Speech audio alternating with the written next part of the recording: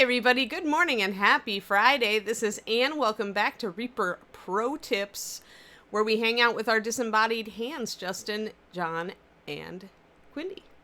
How are you all today? Yes, thank God it's Friday.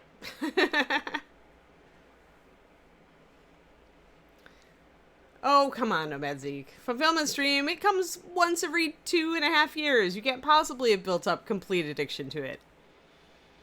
Hello, everyone. Hello, hello, hello, hello. Hello. Yo. Oh, my chat is trimmed by my frame. Hold on. I want to see my full chat. I must experience all my chat. There we go. Just a little bit clipped by the frame of the other thing. There we are. Yay. Hey, we've got a Crimson Herald, and we actually put some crimson on him last time. And I actually might have, looked at maybe what I was using. Oh, yeah, we were using all our new colors. That's right. That's right, it's ReaperCon color day.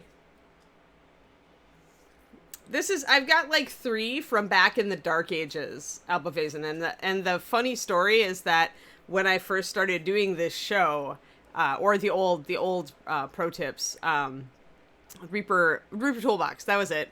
I dug out these shirts and I'd lost weight, so they fit again. So I started wearing them, and Ed's like, "What are those things?" I'm like, "Yeah, they're from ages ago." He's like, "Yeah, we should get more of those." So now I think he and Ron ordered them. So now there are more, but this is vintage. This is vintage. This shirt is almost 20 years old. So it's a nice one too. It's got nice embroidery. Yeah, it's not just a patch. So yeah, I've got, no matter what, I've got my collared Reaper shirts, my work shirts. It gets you in the right frame of mind to work. That's what I tell myself. All right, darn it. Where's our colors? Oh, yeah, there they are. I think I put them all in their own box, even though they're not all from the Gloom and Grave. They're not all from this, but 4 of them are. So we are using the ReaperCon, proudly made in the USA, thingies. Reaper paid for them, too, dope. I didn't have to. Back when I first got these. I think we were trying out different stuff, and they gave us the option to order Reaper stuff, and so, but it was on the company because it was like work stuff. I don't remember the exactitudes of it. This has been a long time ago, and I've slept since then. But I am notoriously bad about doing tax write-offs, though. Part of it is that with my current gig, with the Patreon and stuff, there just isn't a lot of overhead.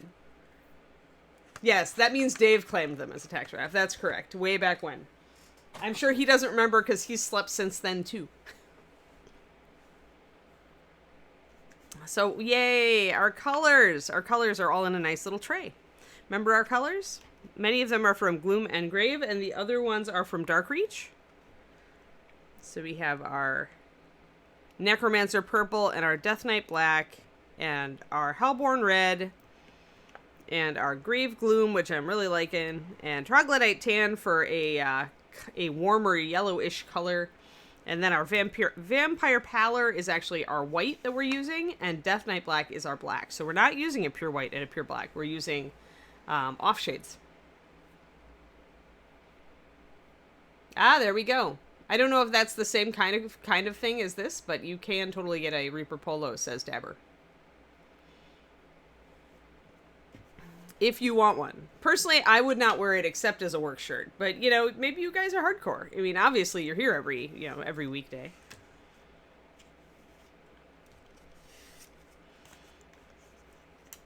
Alrighty. So what do we want to work on today?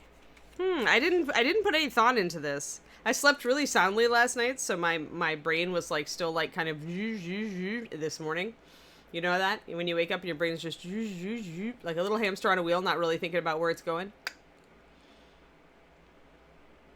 Maybe basement. Some of you may be indeed here for me, in which case I am eternally grateful, especially if you are a patron, keeping me alive financially. Then you're double hearts. If you come and watch Reaper every day, then you definitely get hearts, But if you also love Anne, then you get double hearts. Polo or a t-shirt. Hey, Bob and Julie. There we go. Yeah, go get yourself a polo shirt, Alba Vazen. See, we deliver here on this show. Quindy makes sure we deliver the goods. Whatever the goods are, Quindy helps us deliver them. Except for Kickstarter, I don't think she actually helped us deliver Kickstarter. But she's delivered all of our content about Kickstarter. So there we go. She's helped at any rate. Oh, yeah, you should probably sleep too, Dope. Yes, thank you. Have a good sleep. Yeah, it's warm today. It's warm in here too, Bob and Julie, because we are not air conditioned today, since this AC unit likes to be extremely loud. It's a heat pump, and so I cannot run it during my show, which means I have a fan on me. And yeah, it's warm. It's supposed to get up to about 85 here, I think, today, with a little bit more humidity, just a tiny bit more than Arizona, probably. You're not delivering boxes to houses. Yes, yes, yes. Wow. Yeah, mistakes were made. That was my fall, Nomad Zeke, when I got like the Camelot Kickstarter and the Limbo Kickstarter and the Muses Kickstarter and my Ignis Art order all within 2 months. Yes, mistakes were made, but you know, now you have pretty minis, or you will have pretty minis. Alrighty, I have to figure out what the heck we're doing, guys. Man, I'm just like out of it today. Hi, dude. What do you want painted today? Let's do bone. I have to figure out what's bone on this model next. So let's figure out what our bone recipe is going to be. That's going to be fun. Think that. See, we're hand mixing our bone, and technically we could just do this, but I also want a dark shade. So I'm like, how can I get close to... And I might just want to mix purple with it, but we'll try this. So we're going to do some color mixing. Surprise. 102, yeah. I like it when it's hot, so I mean, for me, at least I'm not cold. That's the sad thing, is like, the ideal temperature here in the Bay, South Bay, seems to be around 73, and that's actually still Anna's cold temperature. Like, when we hit 78, then it's Anna's okay temperature, and 85 is Anna's warm temperature, so yeah. Oh, wow. 94 degrees at 9. That's ugly. Yeah. That is sad. It cold. Yeah, for sure. 66 is definitely cold. Alright, so bone colors. We're going to start with our troglodyte. This is why I grabbed this color, because I knew that we would need a bone, or that I would at least want a bone color. And then I'm going to go down here, and then I'm going to go up one. Yep. So I'm going to do a whole bunch of drops, 4 drops in each. The center's going to stay the way it is. We're going to go up with our Vampire Pallor, which is a greenish off-white. We're going to just drop, we're going to punctuate it. Heat break, huh? Yeah, I wish for rain. You guys are all in hot climates, except for a couple of you. Ah! That is one thing I miss, is warm summer rain like we used to have in Wisconsin. But you know what? You can't always get what you want. Like, I would have to move to Hawaii to get my ideal climate, and even then, yeah, probably, because I don't so much mind the humidity, as long as it's not super, super hot. And they get rain there. Hawaii is probably my ideal climate. Alright, so 2 drops of the Vampire Pallor there to make a highlight. Let me get my mixing brush over here. Let's grab our water as well, because we need to thin a little bit. And at this point, Anne goes, where did I put my water? Did I eat it? Uh-oh. Oh, there it is. Noel was using it as a pillow last night. So I accidentally put it over by Noel. Noel got spots yesterday, guys. Spots. For those of you who were nice enough to tune into my personal stream, thank you. Kept me company while I did spots and fur. 2 of my favorite things to do. You need coffee? 6 a.m. Yes. Okay. Yes. You need... I caffeinated, but it was inadequate caffeination.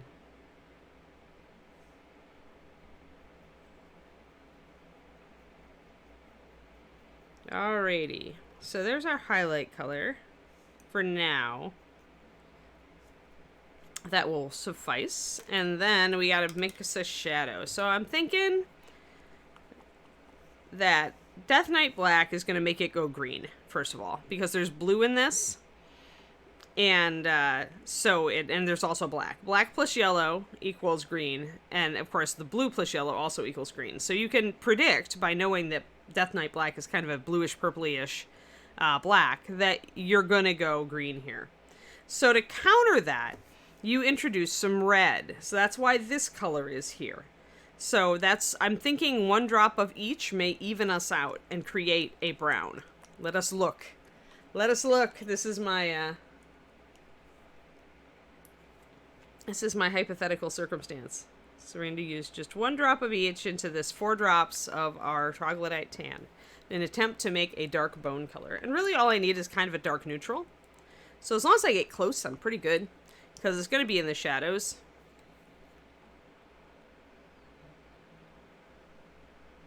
There. All right. So hypothetical situation number 1. Let us see how it works. Yeah. Well, it's pigment. Whenever you want to mute out something, like in this case, I know I'm going to get a greenish color, so I want to mute the green, add the complement. The same would be true if I got a purplish tone where I didn't want it, and I added yellow to mute that out. Or if something went too blue or too orange, and I added a little bit of the complement to mute that out. It's a way to do it without losing... Ah, okay, this is interesting. All right, so we went a bit orange. I'm going to go with another drop of Nightmare Black. That's because there's a lot of red in that Hellborn, and so it's overwhelming stuff. 1 more drop. So you kind of have to just keep an eye on your neutral and say, okay, how is this shifting? And how do I need to counter that? That's brownish. That's a grayed out neutral. I'm going to add 1 more drop of our troglodyte tan. It's going to lighten it a little bit, but since there's so much room between these two, it should be okay. And that's going to brown it out because I'm adding the yellow back in because it went a little purple. It's still a little purple, so I'm going to add 1 more.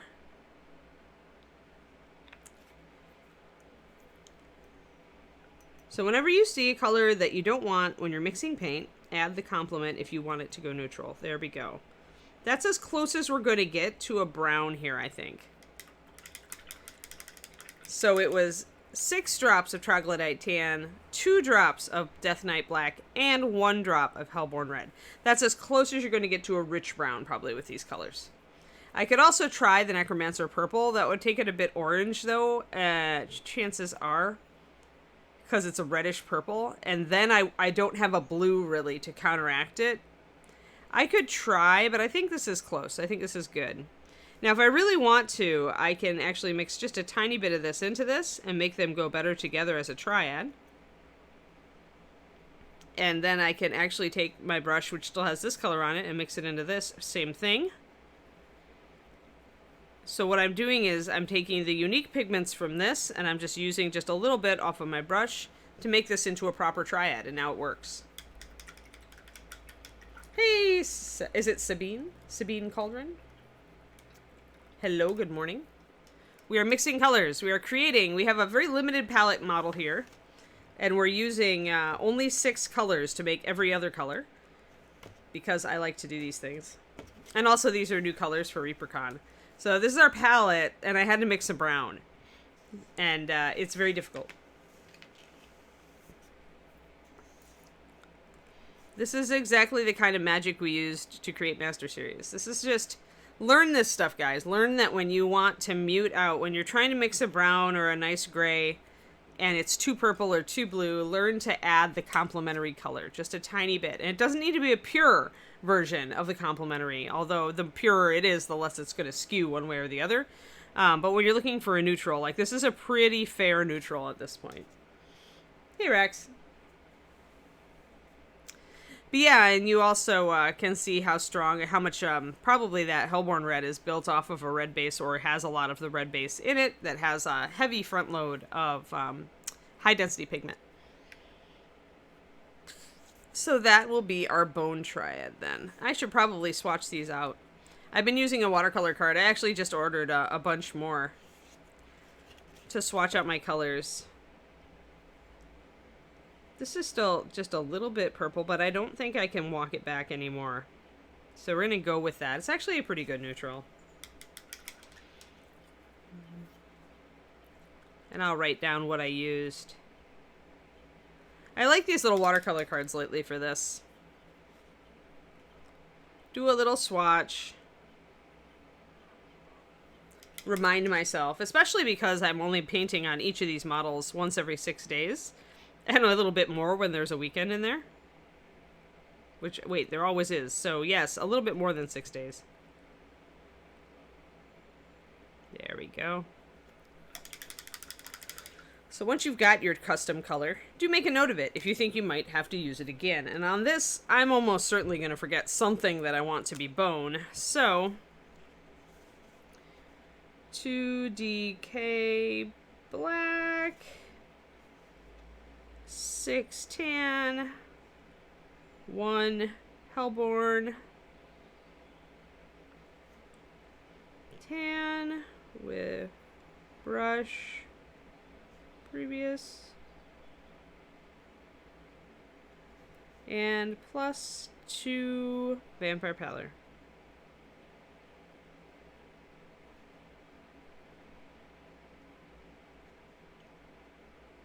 There. Now I have reference. And I'm going to make a note on the front, more on back, because I don't always do that. There. Sweet. So as you can see, we kept track of some of our other colors as well for future reference.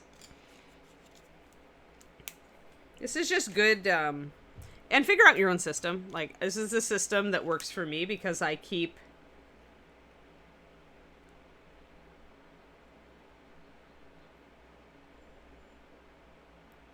One second. Oh, okay. Talking more hot stuff.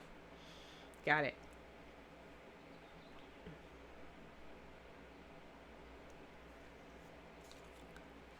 Yeah, they're fairly close. Well, you can see even here. Because that's because many colors dry darker than they look with acrylics, with water-based paint. That's just the way it is. The water makes it, you know, spreads everything out, makes it look a little bit lighter than it is. And then when you dry and you lose that water, then you get, you know, you get a less of a difference here. Because this one also dried a little darker, though. So I'd say the difference between these two is still the same as the difference between these two. I definitely want a higher highlight, but I just don't feel like mixing it right now. I want to kind of work with what I've got here and see how. Hey, Rascal. It is Friday, and we're thankful it's Friday. That's how we're doing.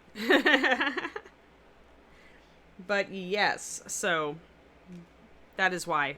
That is why, like, acrylics just tend to dry darker. They look darker. And the question is now, do I want to start with my shadow or start with my mid? And I think I want to start with my mid. And I may need more of a shadow. I don't know, though. Part of me wants a lot of contrast on this, and so I probably should start with my shadow. I want this headdress to be bone, so let's proof of concept our bone color by painting it on these antlers. Oh, and we need some actual in focusness.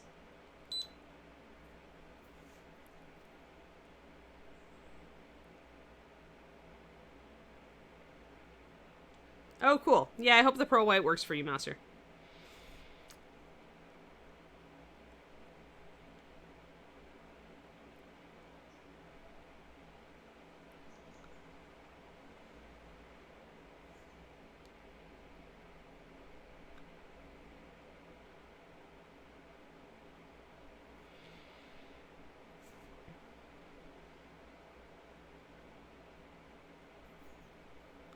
There we go. And I am going to want to go darker on this, probably. I like my bone to go pretty dark, but I think I might just use lining. So we'll see. And I want this color to also probably be the wood color on the staff here. I think I'm going to go green with his skin. Probably utilize the colors. Probably use the same colors that I used to highlight the black, but actually use them as a base on his skin to make it green. That'll make our red parts actually look brighter as well to introduce that complementary more strongly.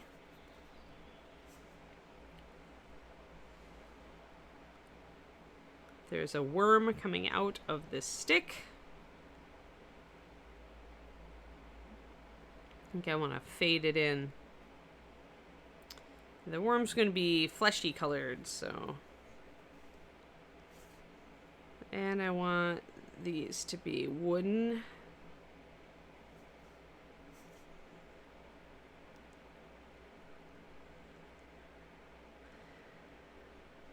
Just catching up on chat.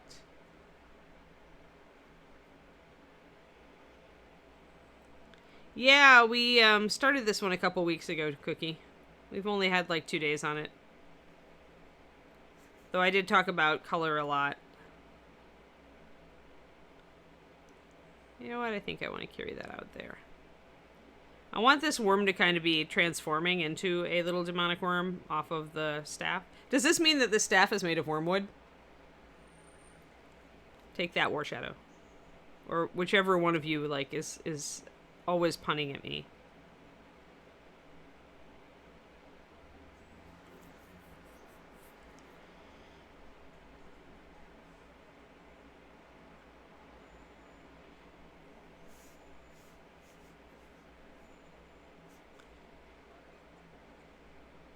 Yeah, we're gonna be very interesting on that, doing that huge golem. It's gonna take a lot of thought. Since I want to do a bunch of different metallics on it. We probably will base coat it in black and sketch.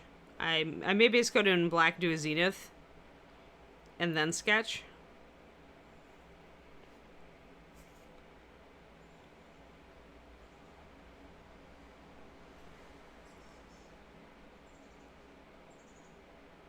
Because I like to work from something. And you can zenith prime bones as long as you have a layer of color down first.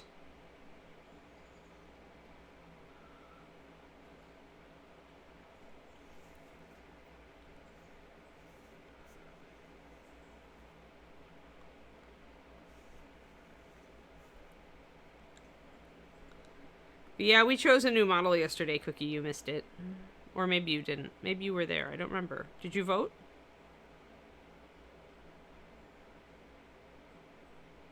I've seen you here and there. So I know you are kind of coming back.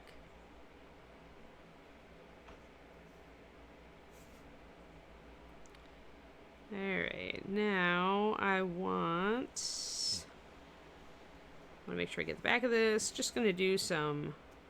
Oh, and this is the same color as the pages of the book. Let's not forget that. Book pages. Because we need a parchment color, and this is our parchment color. Parchment and bone. It's going to be very similar. I could take this more yellow if I had the option, but I only have that one yellow. So instead, we'll probably leave more of the brown.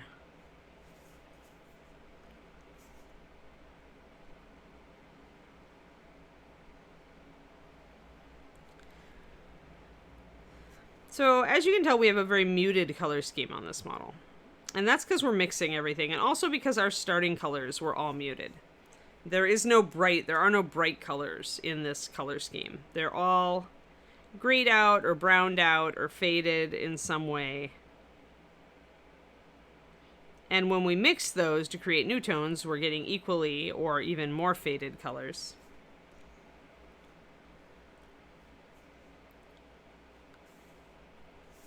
So this is definitely a muted color scheme.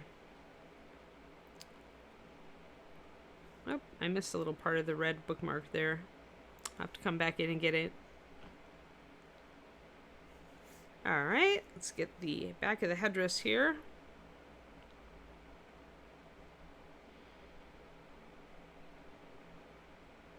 Make sure we get the inside parts of this.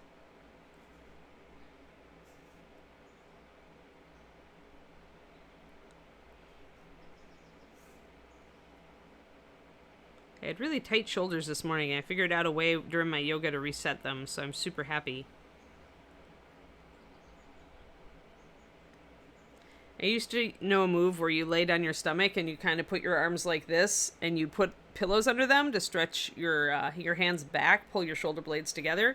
If you relax like that, if you've got tightness in your shoulders, it'll tend to work it out. So I kind of did that informally this morning without the pillows, and it worked. Which was super happy. Like, you know, when you've got that shoulder stress and you're just like, always doing that. It's never fun, especially when you're a painter for a living.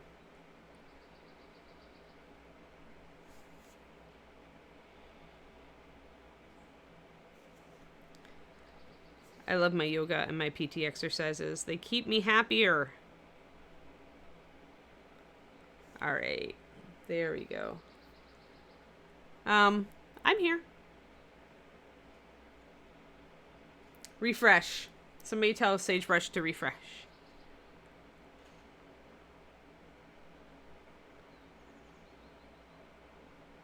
All right.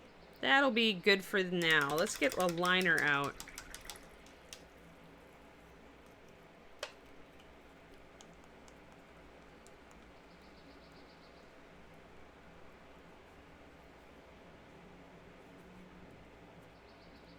I see only one worm.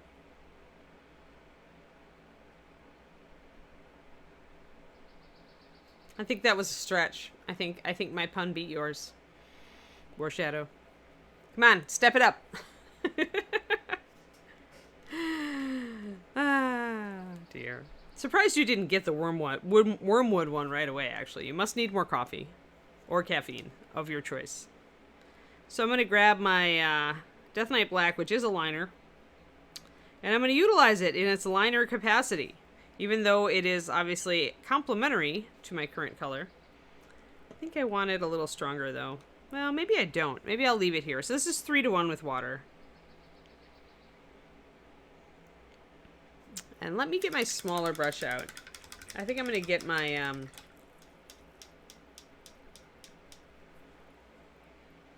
get my Da Vinci out. Lately, the big brush is big. And I find that I'm getting impatient and going too fast with it. Get up there, brush. There. It's gonna sit. It's been put in a corner. Alright, so let's line a little bit. We've got a lot to line here. There's a lot to line.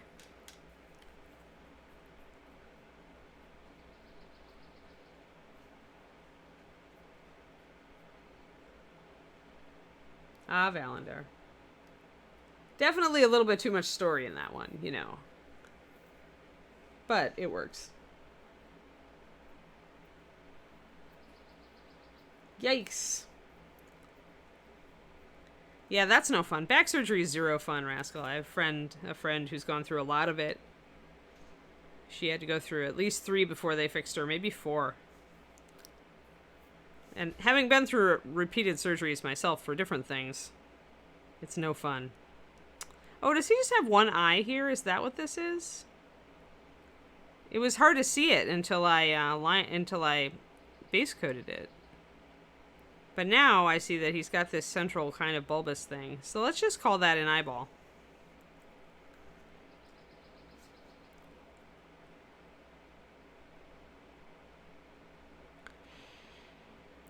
So we'll line that to make it stand out.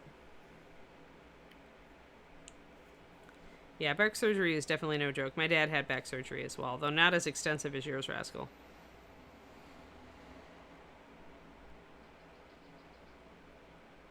I have embraced physical therapy and yoga in an attempt to escape back surgery. But of course, when you have things in the army crush you, that's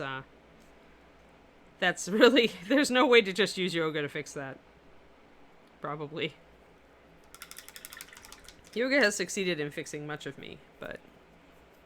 Or at least allowing me to totally ignore my age for a while.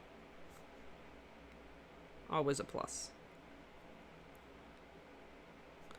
Alright, just lining and adjusting there.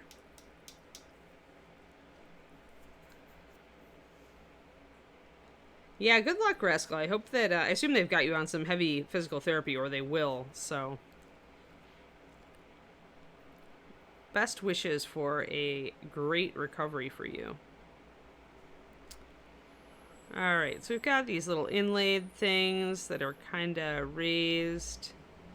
This is where fine detail brush helps us because it lets us kind of pick out these little tiny details without worrying about too much paint on our brush. That's why I switched to the smaller brush from the bigger brush, is when you're doing little fine stuff like this, especially if you have trouble controlling your paint, try using a smaller brush.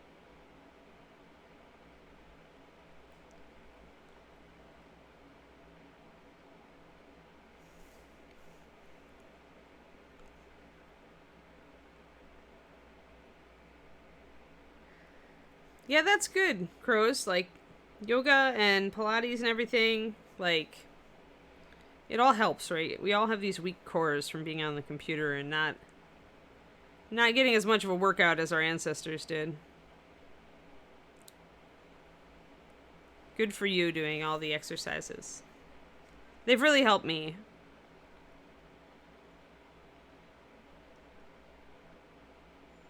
I just don't want to have back surgery because I'm just like, after watching my friend and my dad go through it, I'm like, if I can manage not to ever see the inside of an operating theater again, I'd be happy. I'd be pretty happy with that, actually. Although it's like old hat now, surgery.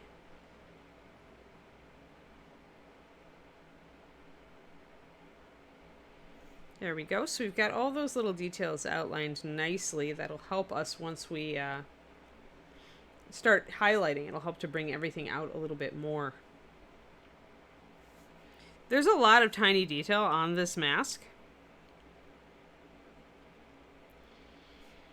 Once you get a nice flat paint on it, you start seeing it.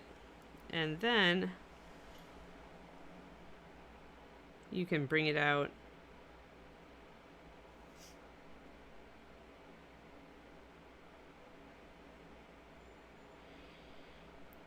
And highlighting will help you bring it out more. But I usually like to shade first. I usually find it's a little more efficient for me to get my shadows blocked in. It's an evil Kachina mask.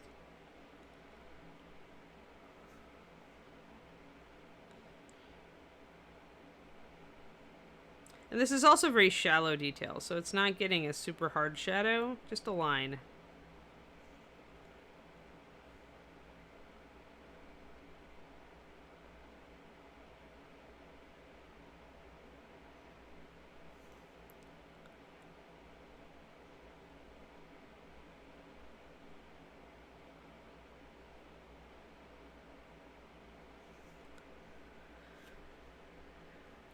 And this, because I'm doing such thin lines, the color of this Death Knight Black isn't really working against us. Even though it's bluish instead of brown,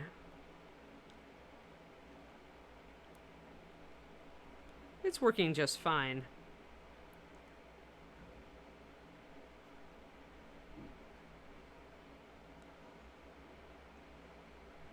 Because it's really thin lines, so...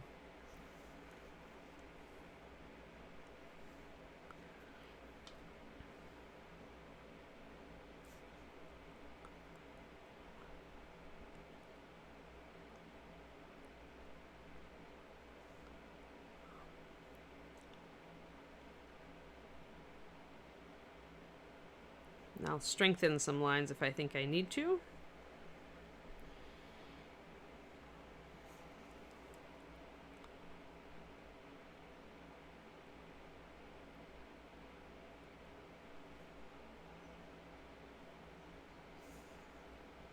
Oh, I have to kind of figure out the top of this here because there's some little details on it too.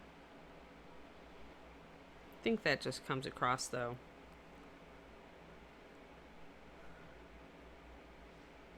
Haha.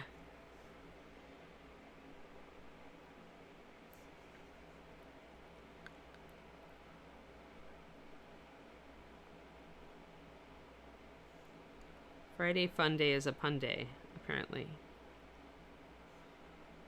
It's a good thing David's not watching this show. He would definitely disapprove. I have never met a gamer who is so anti-pun. Although now he's becoming more tolerant because he has to deal with me every day.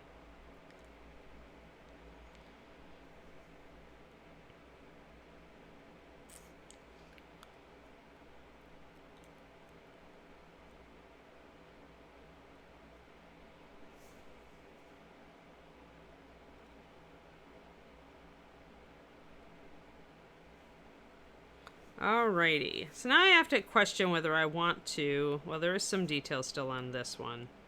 There's a couple of little nodules here. I can actually paint those over the top. So I'm going to paint them solid. When you get little bumps like this, which includes rivets and armor, just paint them dark. I'm not sure, Moon Glooms.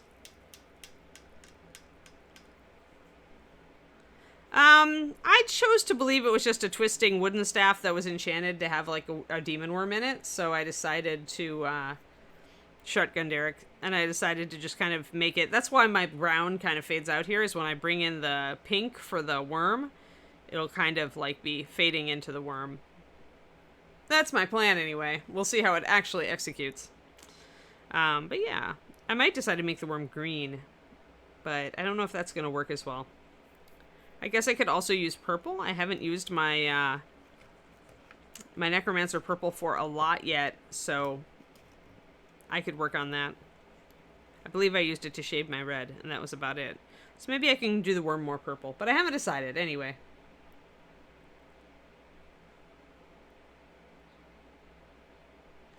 Well, you could cut it off if you wanted to.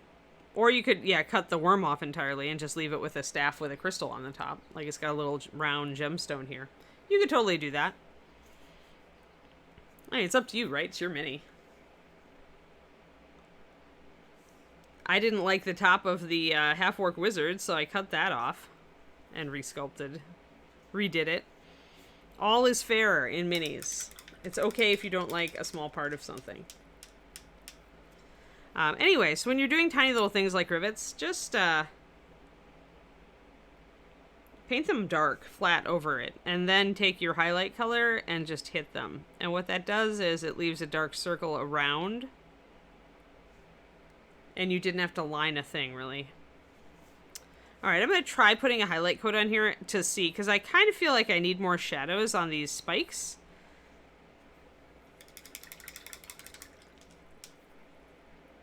Maybe I should just follow my gut on that one.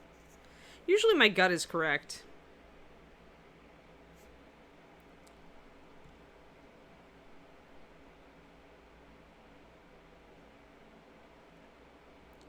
I'm going to just darken the bottom of each of these little spikes a little bit. Thinned down my liner a bit so it doesn't telegraph the color so much and just pretty much gives me a shadow.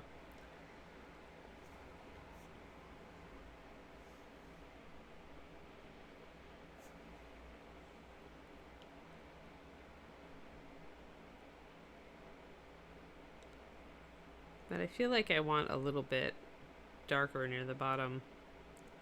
I don't want just a flat surface here.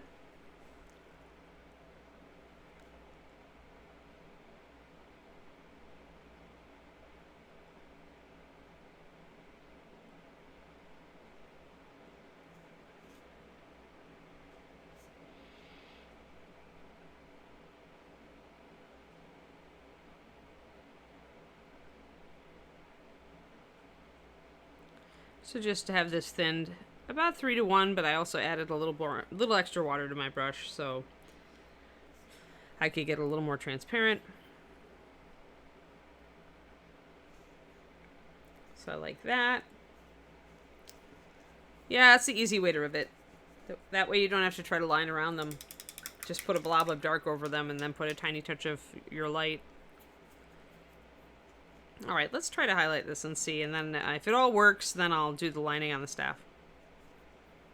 So we'll go to our next highlight up, which is, or our mid-tone as it were, which is Troglodyte Tan, with a tiny touch of the shadow color in it to make it work a little better together.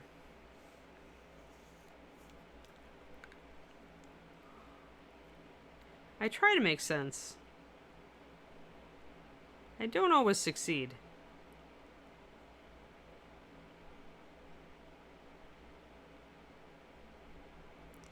We're going to take advantage of our lining, and these highlights will create an even higher contrast.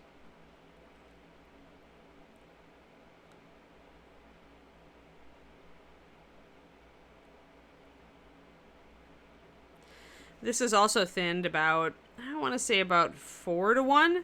I made it a little less thin on this one because I need it to cover. And sometimes beiges, if they don't have a ton of white in them, they'll be a little translucent when you thin them, which is great if you want to really build them up translucently, like if you're using this for, say, fur on a lion or something, then you want just a little bit of coverage and you really want the translucency.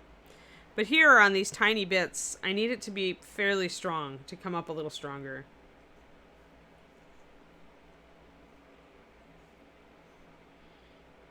And then we'll adjust and re-add some darks after we get this.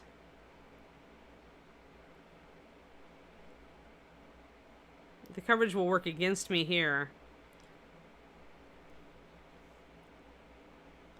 because here I want kind of a transition, and I'm losing it because of I went for coverage. This is why I always tell you guys, coverage is, a tool, but it's not the end all be all. It can work against you very easily.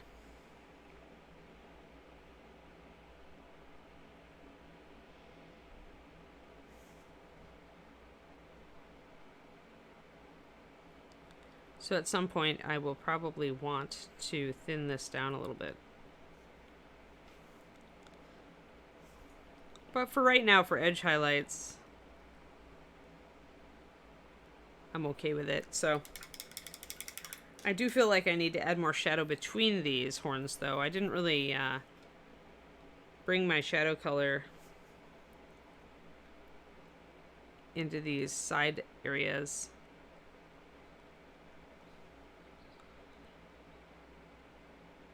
Except for the center. So I want to do the side of these horns dark, which will create more. You see how that dark shadow as opposed to that creates more contrast.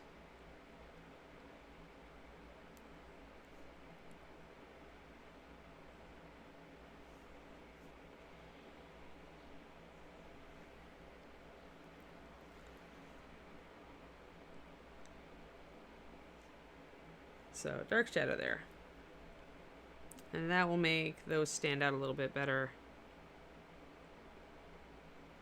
There. Do that on the other side.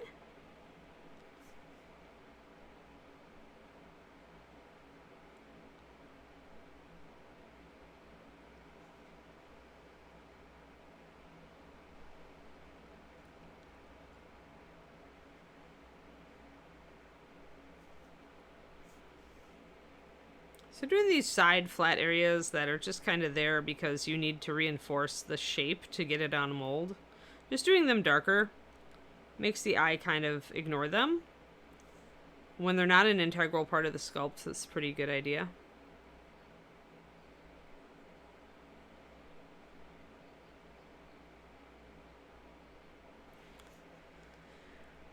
So just bringing in those, you can see the dark shadows now.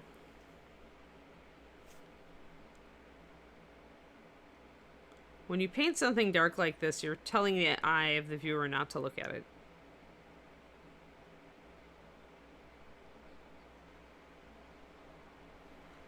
So now you can see the dark, how that outlines, whenever you're looking at it not just flat on, how that outlines those antlers and makes them show up a little bit better.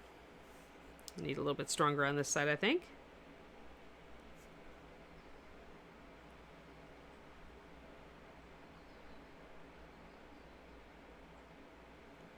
I don't think I would do that unless I was painting like Armor Rascal. Pastels I find are more trouble. Like I did use pastel chalks, like I used weathering powders on my a statue I did, Soldier 76 from Overwatch. I used powders on him to get weathering on his pants and smoke on his skin, like smoke stains from an explosion. And so if you're doing that, I really feel like powders are a specialty thing, though, and I don't feel they work very well on 28 mil. Unless you're doing 28 mil terrain with big pieces, then yes. I don't mess around with oils, but I have friends who do, and again, most of them are using them, because they do historicals, and there are certain things that oils do very well. For instance, a lot of the guys that I know, if they're doing a metal model that has armor, they'll actually buff that metal, the actual metal of the sculpt, and make that the armor, and they'll use oil washes over the top to shade it. So it's all a technique, and it's everything is like it doesn't necessarily work better or worse. Although I would say that for like smoke stains, I would say that works. The pastels work really well for that faded kind of blackened effect. But in general, I mean, I could do the same kind of effect with regular paint. It would just be a different technique.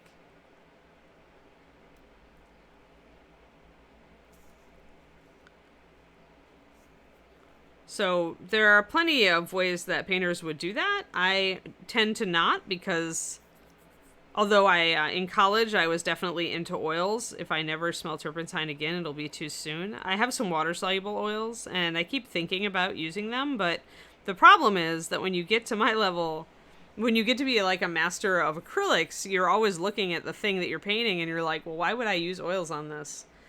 Because I can do it all in acrylics. It'll just, I'll do it in a different way.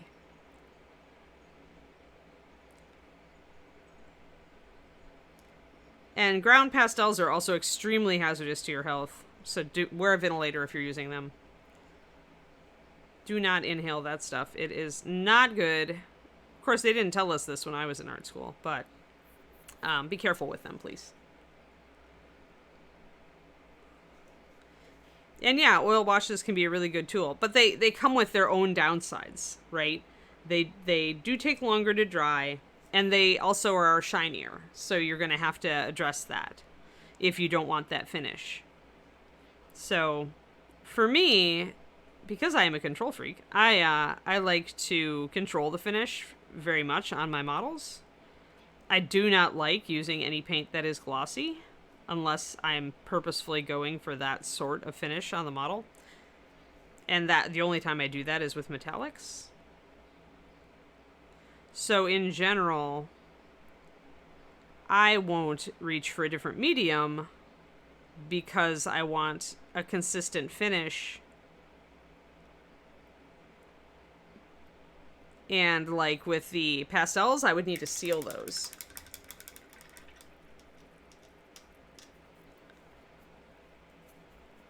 Right, yeah, and I never want a sheen, ever, unless I'm working with a model where I'm using realistic finishes on Tame Painter. So, like, for me, that means if I'm using NMM or non-metallic metal, then I won't ever use anything with a sheen. But if I'm using metallics, then I'm already using a gloss sealer in some capacity. So having a different sheens on the model is a plus at that point, as long as it increases realism.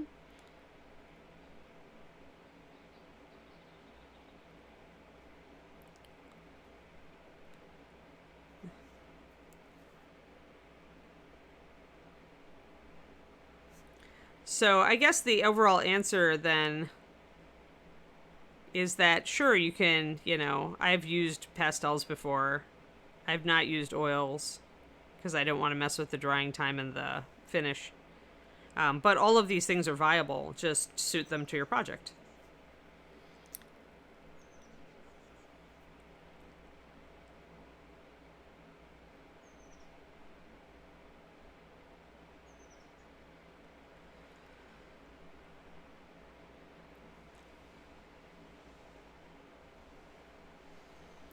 For me, I would be more likely to reach for those alternative things, though, on big stuff. Because it's on big stuff that I'm more likely to be using metallics and more likely to have open doors. So there we go. See how I'm adding shading to this, guys. open doors to using other mediums if it's appropriate. I'd probably be more likely to use it on modern or sci-fi, less likely to use it on fantasy. But, that's a generalization. All right, so we've darkened that right down. We are getting a little bit of the blue now.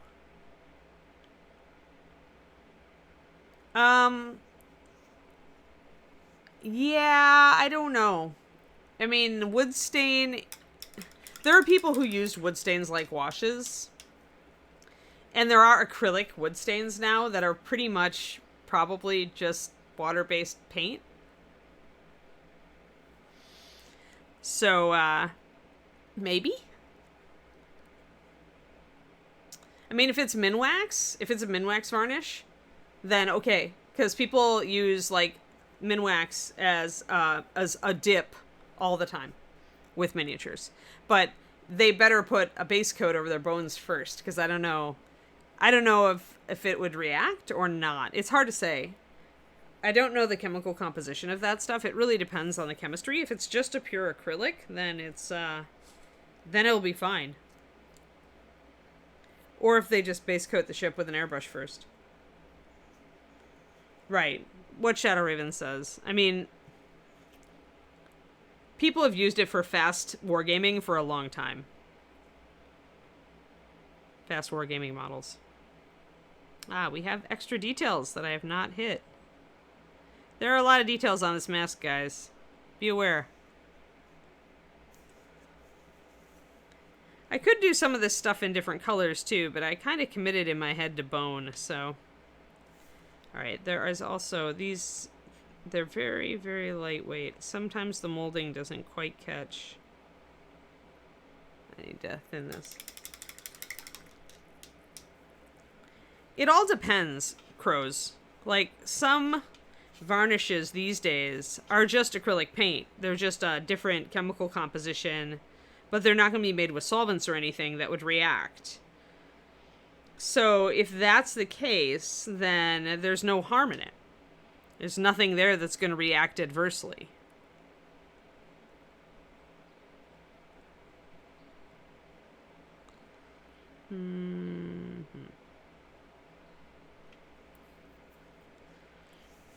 So that's a very nice... I think that mask now is looking very nice, and I haven't even really put my first layer of highlights on it. I just went back in and darkened some stuff to make him a little gloomier. It's even nice that we get a little bit of this blue-purple-black shift up here, because it ties in with the color we used on the cloth down here.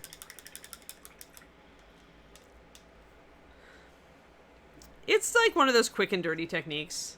Like, it doesn't give you best results, but you're not looking for best results at that point. You're looking for fast results. Like, your techniques are always going to vary with, are you going for speed? Are you going for good? Are you going for tight? Are you going for loose? Do you just want to quickly bring out a couple details so you can paint a couple more colors on touches for those details and then be done?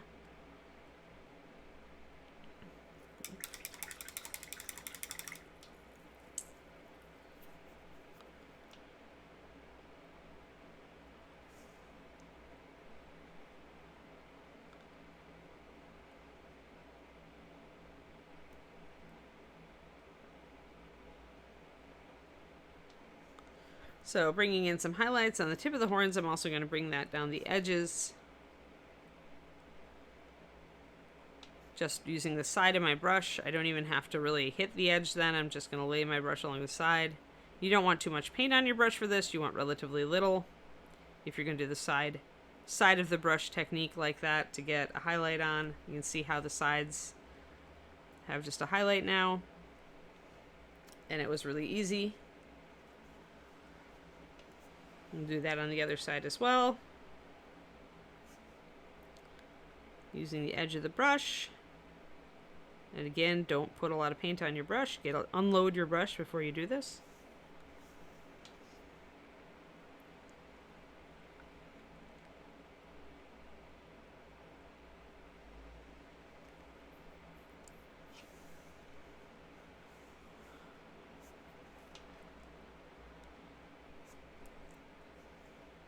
So you know that paint's fairly thick because you can see those lines. I'm gonna line like that out edge light, essentially, the rest of these little bits, and then I'm gonna thin my paint down and do some more blended highlighting.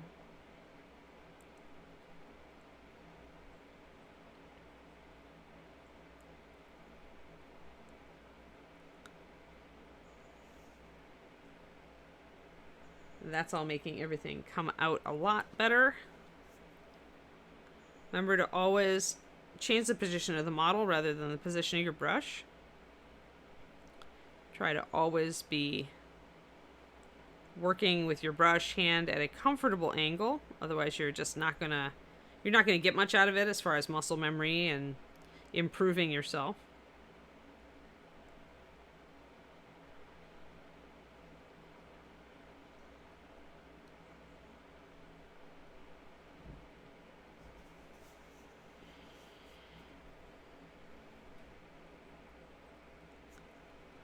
So we don't want to lose our dark.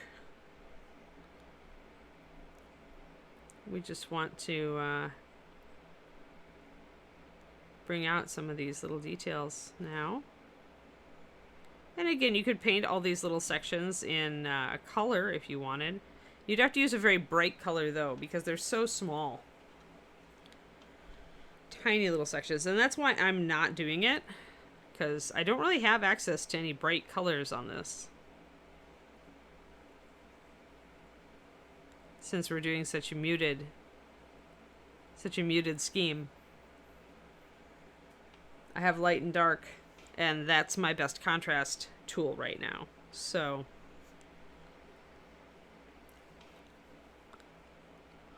I will do his eyeball red probably.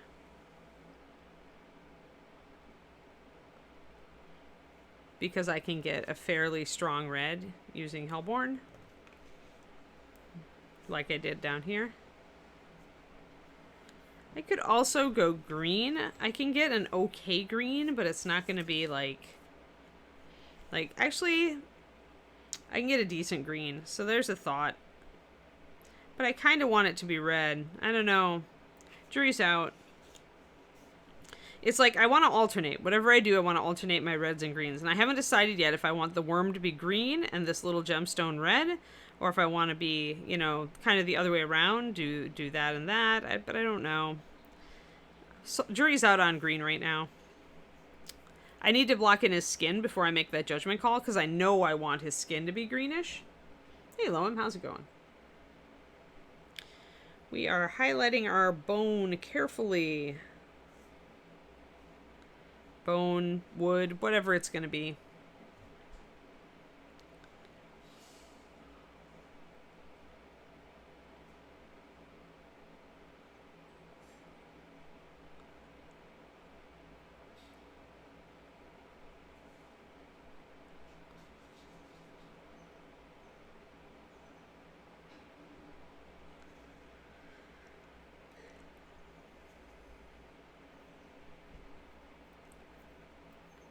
Yeah, it'll go up lighter as well.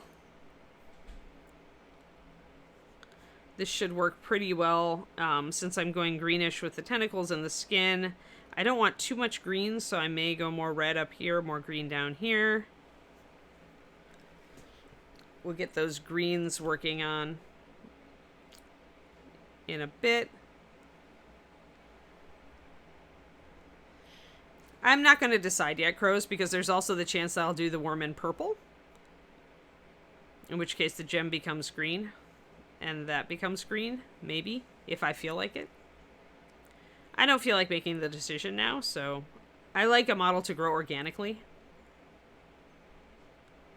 And I definitely need to get all of this green, because if I get all these green tentacles, and maybe some purple tentacles too, and there's skulls down here too, actually. So while I have these colors out, I should totally be bringing out these skulls with the same kind of colors. So I'll do that after I get these highlights in. But having all that green down at the bottom is going to change the whole look of the model. So I may decide I need more red. It'll all be revealed to us as we paint. Which is the fun part of painting, right?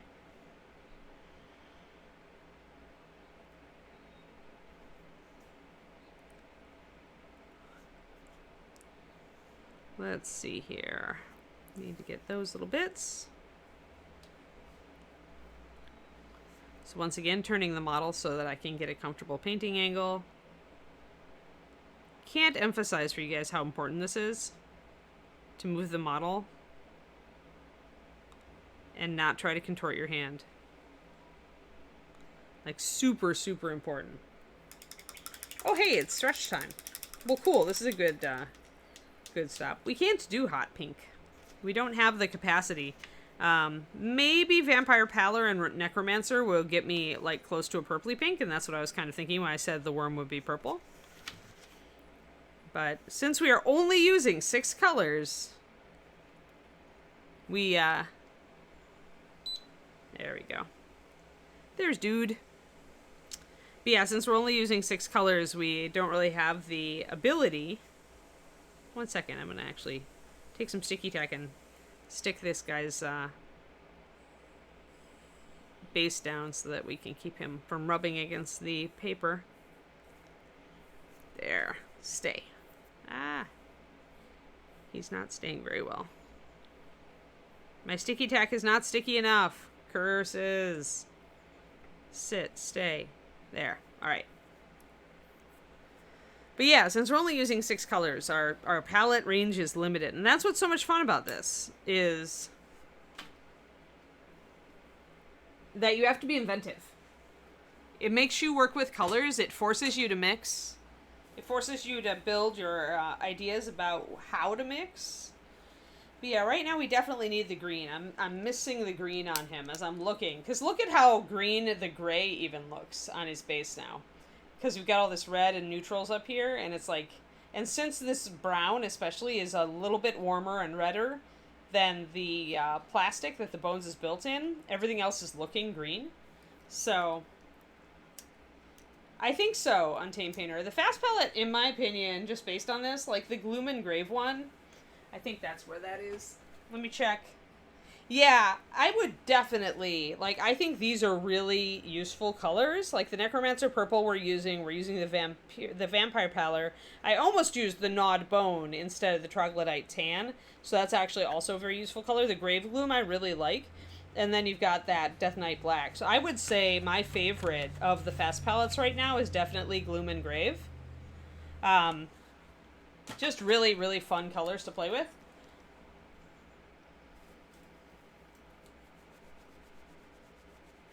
I'm liking it a lot. Go out and buy those so they stay in print. This is the end. Really the end-all be-all of my statement here. It's the Fast Palette. It's called Gloom and Grave. I think it comes out for ReaperCon Cookie. Quindy, can you confirm that? Do you know? I thought it was a ReaperCon swag bag item, maybe? Swag box? Well, there are several, so you may get that. It depends on if you got, it depends on which swag box you got, Cookie, because, all the swag boxes? Okay, yeah, then you'll get it. Stretch time? Yes, it's stretch time. David is stretching with us, everybody. I'm painting a Necromancer today.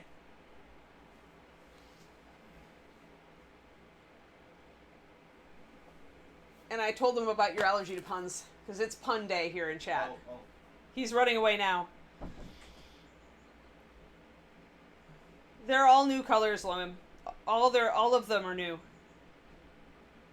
So the Gloom and Grave and the Dark Reach and the I think Adventure colors, all of them are new.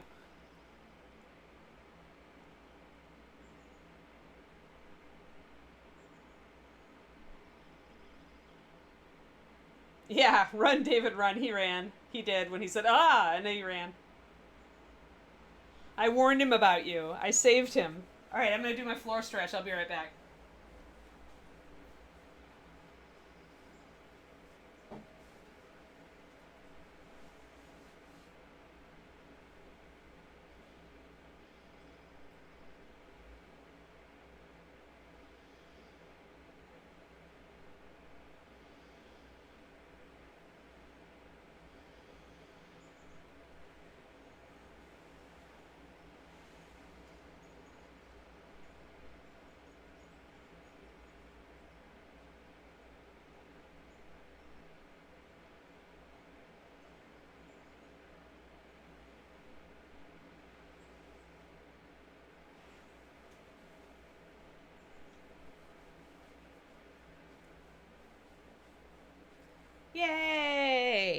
we return.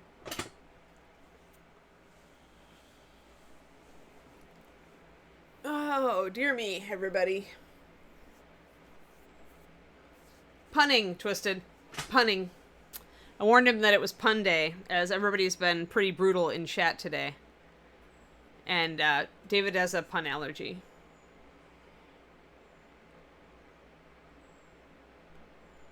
Hydrate, folks. All right. Let's get some of the rest of this done in. And get those skulls mapped out.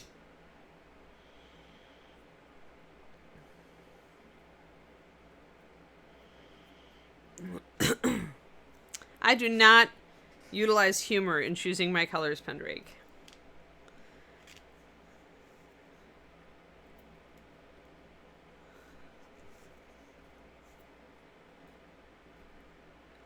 Because, you know, when you go funny, it's too easy to go ugly.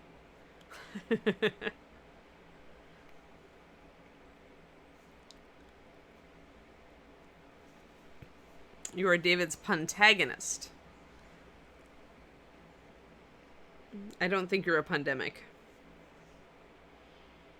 Or if you are, you're not highly contagious.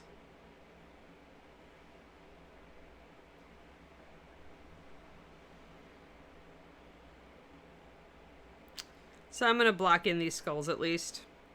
To make them stand out so I don't forget the little guys. Gotta make sure to get the skull factor.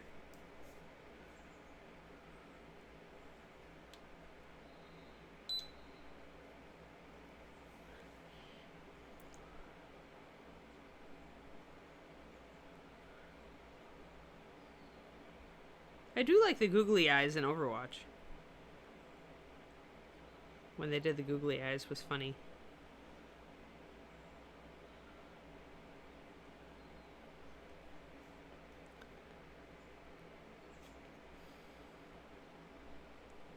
Mostly I want to block these skulls in at this point so I don't forget them, because it's in this tumble of stuff, it's really easy.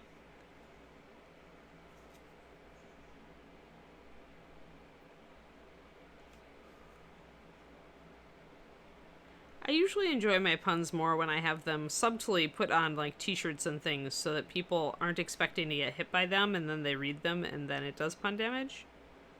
So I guess that means I like exploding rune puns. Doesn't matter until you read it. Or I guess I'm of the Cthulhu school of puns. You read it and it drives you crazy.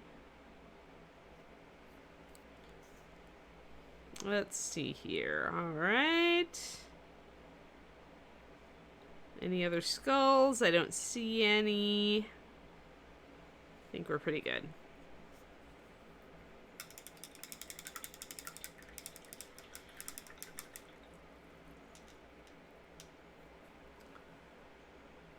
Yeah, the ReaperCon notebook's usually a little notebook. Just a handy little thing to, it's a red and white Reaper University one, usually, just like Quinty said. Just a little thing that enables you to write down stuff in your classes easy. We try to give you guys handy tools when we can, so stuff like the paint water cups are always very popular, and the notebook is nice that way if you didn't bring anything to write down notes in your classes and you don't want to just use your phone, you can write it down. Because usually you want to take notes in your classes. Almost always, because otherwise you are going to forget it. Like, I forget what audiobook I was just listening to where they're talking about how much you forget in like 5 minutes after you experience it. And it's like an astonishing amount, like 50%. Boom, gone. So definitely take notes in your classes. I cannot say how important that is. Not every instructor will do handouts. Not all of us have time to do it. Gonna darken in the eye sockets here, and then we'll go back up to our mask. I'm gonna line around these little guys. But yeah, so we usually give you a pen and a notebook so that you are enabled in your learning. We want you to learn. Yeah, probably Adrian does different colors, right? Yeah.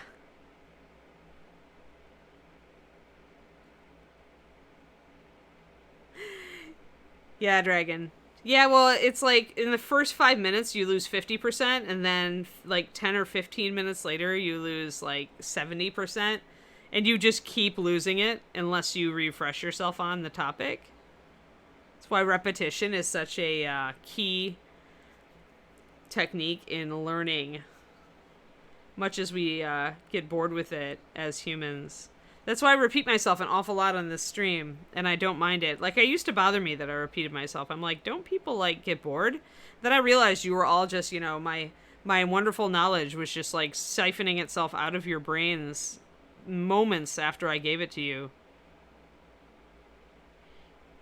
Because humans are the original, apparently, the original 6-week-old kittens of the world, you know, along with the 6-week-old kittens. Going, blink, it's a whole new world. Blink, it's a whole new world. Every 5 minutes.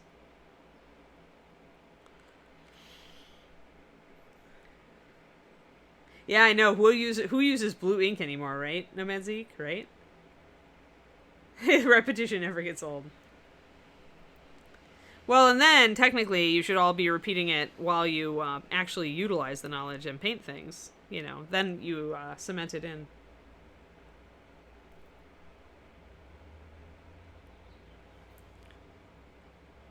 Yeah, lots of repetition.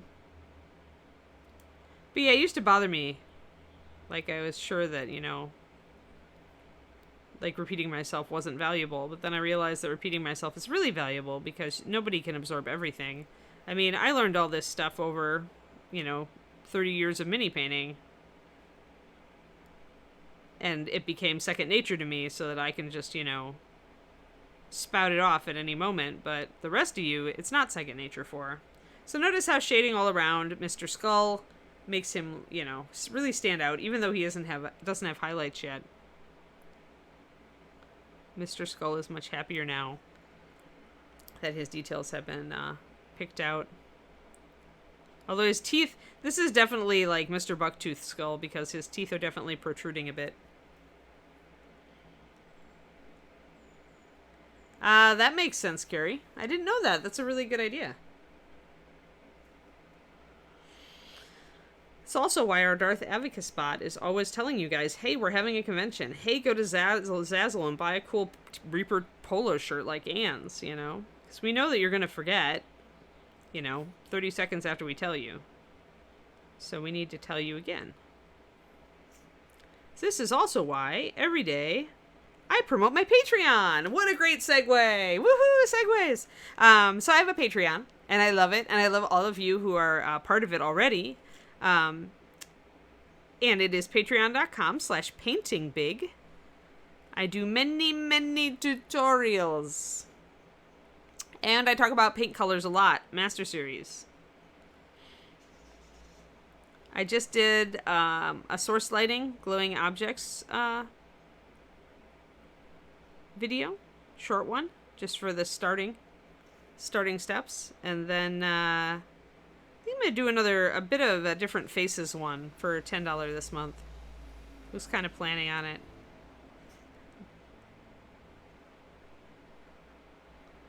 But yeah, come on over. I have some free stuff. I always tell you guys I've got a free handout there for my ReaperCon class, last ReaperCon, which was thinning MSP paints. And if you have not watched that video, please go watch it and get the handout if you use MSP. It is really useful. It's one of the most useful videos I've ever done. Can help everyone if you haven't dialed in your paint thinning yet.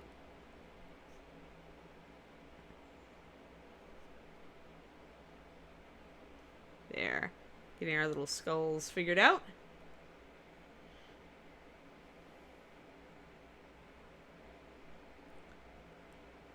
He's still using paper. I still use paper. I'm old-fashioned. Thank you for the link, Quindy.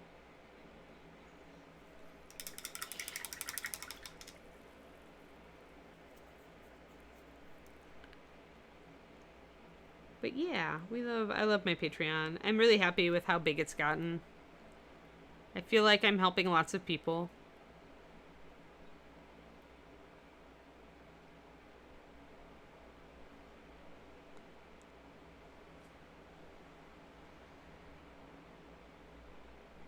Do a little shadow underneath that skull. Doing the shadow on the stuff around the skull helps to make it look more three-dimensional. Oh, for your job, Carly? Yeah. I use paper all the time because I enjoy writing. I have my fancy fountain pen.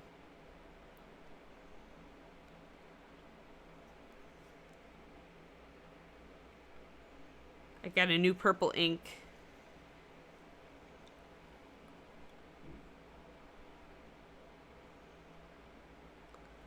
And I journal, like I journal with actual journals. So yeah, I'm kind of an old schooler. I like paper. So we'll get some of these shadows laid in just real quick because I can. This is pretty thin paint, but it's going over the bones pretty well. I washed this model. So shadows around the skull. You have a fancy fountain pen too. Cool. I love fancy fountain pen.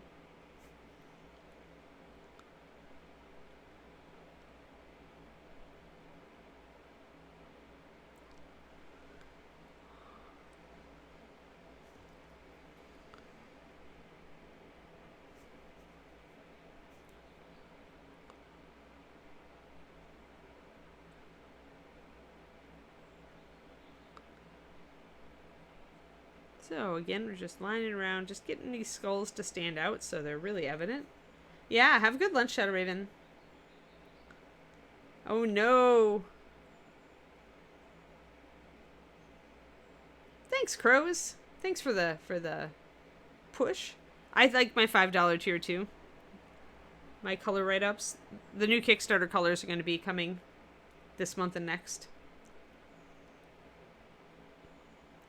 Try to make sure my Patreon is valuable, and I try to give you guys low enough cost levels that you never have to like stop and go, is this worth it for me?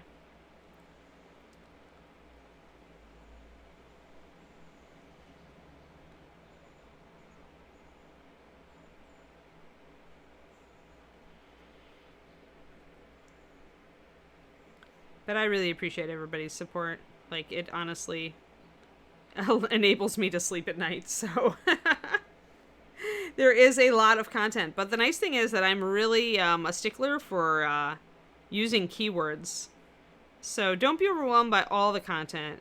You can search depending on what you're working on. You can always search painting little if you want to see what tutorials I've done that specifically talk about 28mm models. You can, search OSL. You can search NMM. At this point, the Patreon has so much great content on it that it really does pay to just search for what you immediately need. And that's why I've tried to be really good about tagging. So that if you're painting something black, you can search for keywords and find like painting black hair, painting black cloth, or painting black.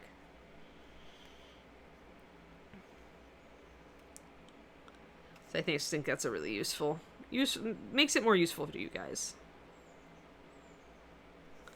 Alright, so it's kind of fun to just sit and kind of shade, see how all those skulls come out nicely now.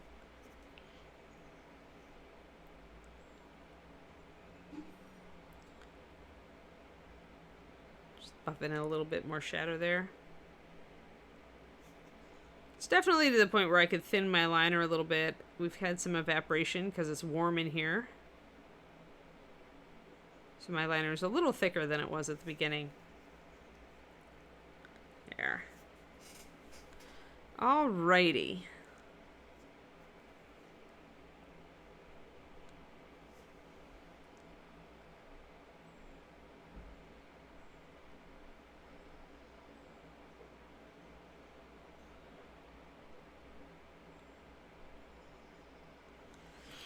That works. Let's go back up to here.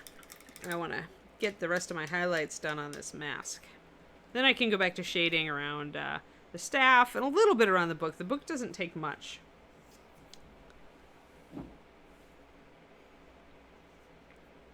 One thing that's going to be challenging here is making the right colors to make the book look aged.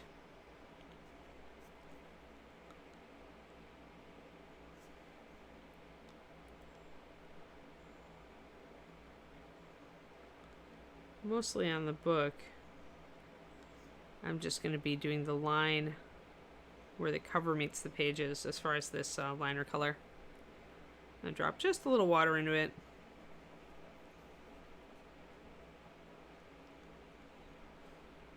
We are definitely getting down to the last few minutes of the stream. We'll likely take up again with our bone and wood colors next time. And we'll probably get to doing some green as well next time, because I do want to start mapping that in, since it's going to be a fairly large component.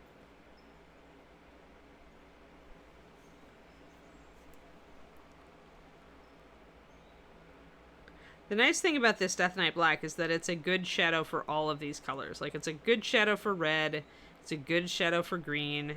It even turned out to be a good shadow for the brown. There. And actually lining around the bookmark isn't a bad idea.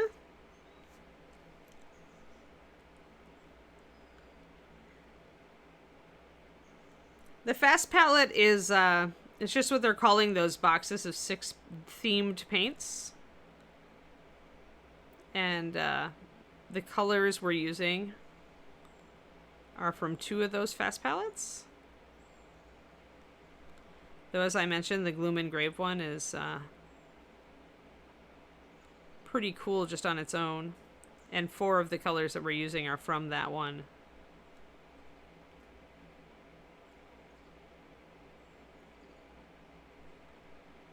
I think Fast Palette's just the branding that they chose for the quick 6. And, hey, GVD, thanks for the resub. 14 months. Thank you. We appreciate it. We appreciate your support. All right, let's get this final highlight up on this mask. So we're using our lightest color for the first time.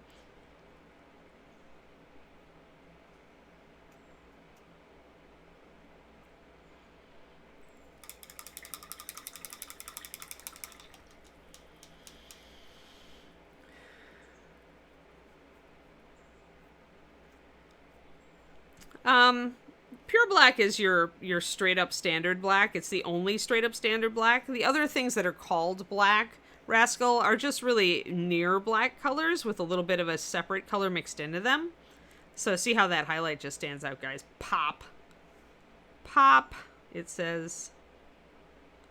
So like pure black is the only black you really need. But some of these other blacks, like Nightmare Black is a very intense blue black that I use a lot. So your mileage that you get out of any other black is going to depend on the color, like how it's different, essentially. But the only black you really need if you want just a black is pure black. Coal black is a colder black. Kind of got some green and blue in it. Solid black is cool because it's the, what I call the painter's black. It's actually made with blue and brown mixed into it. So it's a little bit softer, not as stark as a pure black. Because sometimes you just don't want that kind of like dead black. You want something a little more interesting. A lot of people say that solid black is their favorite black. There we go. Quindy in the chat has, brought up how many blacks there are. But I mean, we call this Death Knight Black because if you just painted this down, Rascal, it's gonna look black. The only time this isn't going to look black is if you put it next to pure black. Then you'll see that there's more color in this. This is also a liner color, which means it's a little bit more translucent. It'll go a little bit more transparent faster. Like pure black has really good coverage, but the liners have less because they're meant to be kind of doctored. They're good to use as washes. They're really good to use for lining, for more subtle lining or for strong. Adamantium black is a metallic. Noir black is a faded t-shirt black, as we call it. It's more of a slight off black.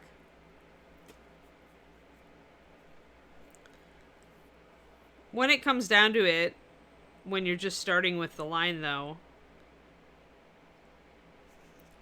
pure black is a great choice, as is solid. And solid black really and pure black look really, both look like black. Like you'll notice a difference if you just add white to both of them. You'll notice that solid black looks a little bit more interesting, not just dead black or flat gray. So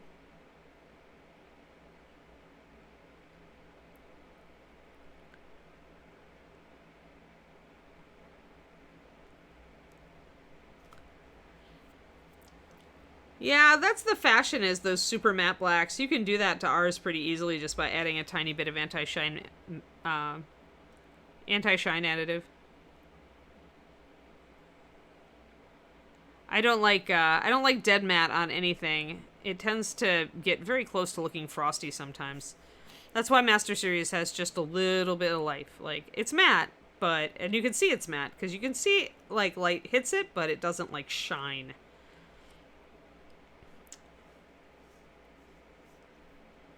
There you go. Yeah, anti-shine additive is useful for that sort of thing, though. If you do want a more flat finish, just be very careful with it. It's very strong. A tiny bit on the tip of your brush. I think I've even done a video on that. I'd have to go look. But a tiny bit on the tip of your brush mixed into a general, like a 4-drop well of paints is what you want. Like, you do not want a full drop, usually. You just want a little bit. Tune it gradually until you get the effect you want. So we've got stronger highlights now up on the tops of those horns, so let's come in with this. Really want to bring out the tips of those horns. They're really showing up. If we put this against a black, ooh, it overexposes him. That's a little bit too much. But you can see the tips pretty bright. And that's even not going really light with our highlight. If we actually did more like 4 drops of Vampire Pallor with 2 drops of Troglodyte Tan, then we'd have a final highlight that would be more in line with what I originally envisioned. So we'll probably still add another highlight.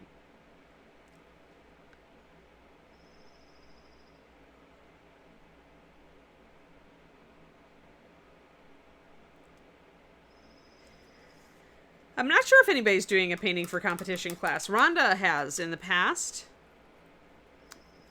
We haven't done a lot of them recently, Rex, I think, because like we tried some several years ago and they weren't as popular, but now so many people enter the MSP Open that maybe some of us should try to do competition painting classes again.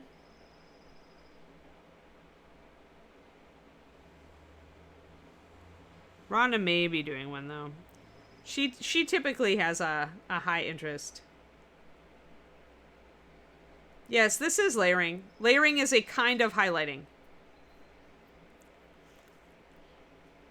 It is a particular way of applying paint. There are 2 ways, well, technically. Yeah, so you're either going to be doing a wet into wet application, Rascal, or you could be doing a wet over dry application.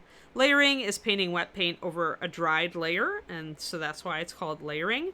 You're building up layers one on top of the other, each one a little smaller than the previous one, to create the illusion of a blended surface. And it isn't always a smooth blend. Sometimes you're building up layers of texture. So like my Knoll bust, I'm building up layers of fur texture on her neck, and I'm leaving a little bit of the texture. It's not a blend, but it's still layering to get that soft look. So it's the same thing I'm doing here, just at a different scale with a different paint thickness and a different goal.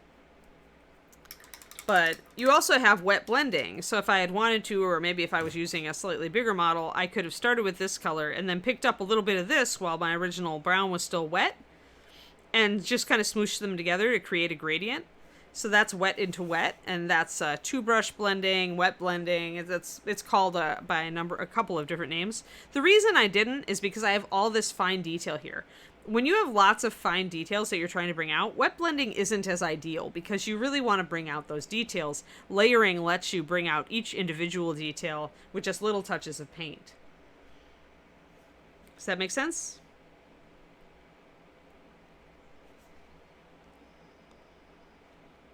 Layering is my technique of choice. I do a lot of wet blending on this show because it's fast. But when you go to little stuff like this, you just gotta get that control down. Oh, and I'm probably over now, aren't I? Yeah, I am. Okay, I'm gonna actually paint his eyeball white just to remind myself.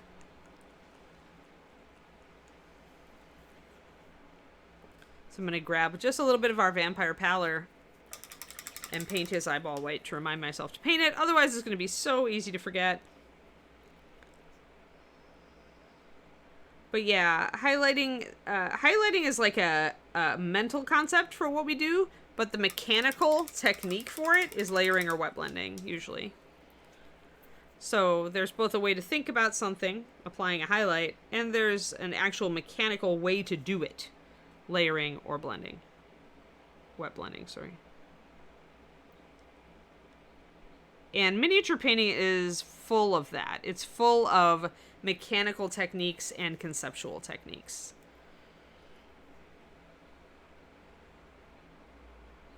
So like mechanical techniques like doing a wash or layering help you to execute conceptual techniques like painting non-metallic metal or textures or making an object appear to glow, OSL.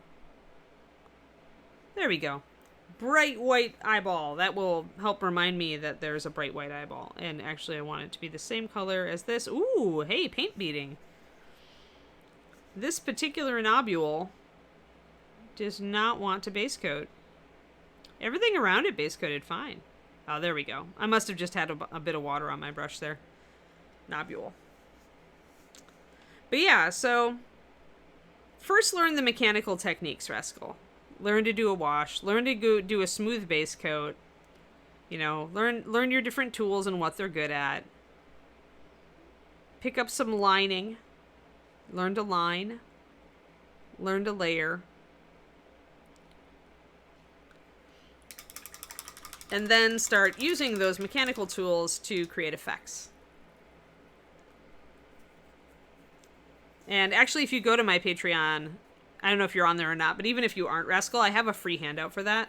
I think it's the techniques and the order to learn them in. I don't remember its exact name.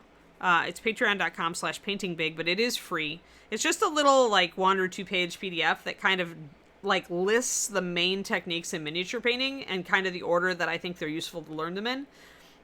Always be willing to mess that up if you don't agree, because you are your own self and it may work differently for you, but it'd give you a list of stuff. And I like lists. I don't use a toothbrush. And I almost never see, it stuck just fine. I just had too much water on my brush the first time I went over it. I never find it necessary to use the toothbrush, ever. I just don't. I just put it in a soapy water bowl. Smoosh it around. But yeah. So cool. What we did today is we talked about a lot of color mixing and how to mix good neutral colors out of what we're doing. We chose a color for our wood/bone. I think it is reading as wood up here, and I'm actually okay with that because if he's got a wooden staff and everything. Once we get these skulls in, it may look different. It may shift. We'll see. But we did all that. We talked about doing fine details. We did some lining to bring out the details and shading on this mask. And then we kind of talked about like maybe color composition, what we're going to do later on with this stuff, and what color we're going to take things in what direction. Thank you all for tuning in. It is Friday, so I will see you next on Monday. We'll be working on Wyvern. It'll be Wyvern Day. Monday is Wyvern Day.